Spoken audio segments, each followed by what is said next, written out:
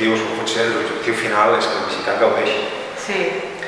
Que el visitant, com també he dit, i repeteixo però crec que és important, empatitzi amb les obres.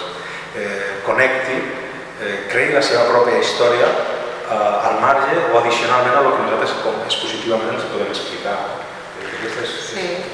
Que cadascú es faci seva l'exposició, que es faci creï una sinergia, no? Que la persona que vingui tingui ganes d'anar passant d'una obra a l'altra i que els quedin ganes per tornar a repetir l'exposició, sí, que els enganxi, no? Sí, és allò que deixes de veure una obra i has connectat i estàs pensant ja a veure què ve després, no? Perquè tu mateix t'estàs rebent l'energia de les pròpies obres. I això jo crec que aquesta energia ha de fluir en una exposició. Si una exposició ens agota, jo crec que perd la màgia. És una visió molt personal, això hi ha molts comissaris que tenen visions molt diferents sobre això. La meva, la nostra, jo crec que hem treballat molt en aquest sentit, és que el visitant ha de dir, ostres, m'he quedat amb ganes de tornar a veure.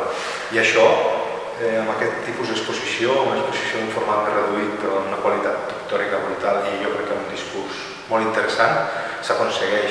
I si el visitant ve i marxa amb un somriure, al final jo crec que és missió complida. Sí, tant. A més, la incorporació de la música també als àudios, tot el treball que heu fet a l'equip del museu, amb els textos, que expliquen petits detalls de què és el que enganxa al públic, perquè no tothom és un entès en pintura i en èpoques artístiques, perdona.